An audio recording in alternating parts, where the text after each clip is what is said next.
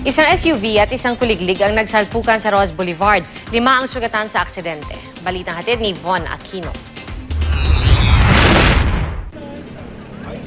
Hindi na nakarating pa sa palengke ng Pasay City ang mga panindang gulay na ito na nakakarga sa isang kuliglig matapos salpukin ng isang SUV sa Rojas Boulevard sa Maynila pasado hating gabi. Ang 5 sakay ng kuliglig, kabilang na ang driver nito, tumilapon sa lakas ng pagkakabangga dahilan para humandusay sila at magtamo ng mga sugat sa ulo.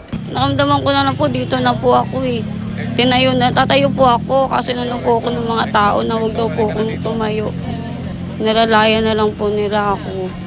Kwento ng isa sa mga nakasaksi, sinalpok daw ng SUV ang kuliglig at saka ito umikot sa kalsada dahil sa lakas ng impact. Hindi kasi ang makita mo na lang, parang sumabog tapos parang bulak, tapos nagliparan na sila. Bigla na lang din daw tumakas ang driver ng SUV. Kalbo, tapos naka-short. Lumabas siya, tapos nagte-text lang siya, tumawid siya, tapos gumano na siya.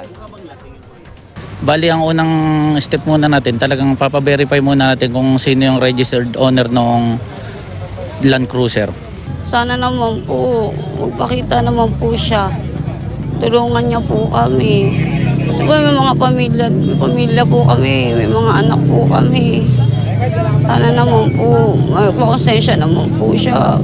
May paalala naman ng mga pulis sa mga may-ari ng kuliglig na pilit dumaraan sa Rojas Boulevard sa kabila ng pagbabawal sa kanila roon.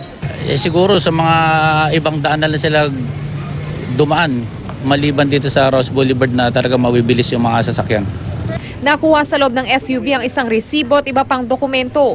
Kaya alamin daw nila kung ang nasa pangalan ng resibo ang may-ari at siyang nagmamaneho ng sasakyan nang mangyari ang aksidente. Kung sakasakali, mahaharap siya sa reklamong reckless imprudence resulting in serious physical injuries and damage to properties. Von Aquino, GMA News.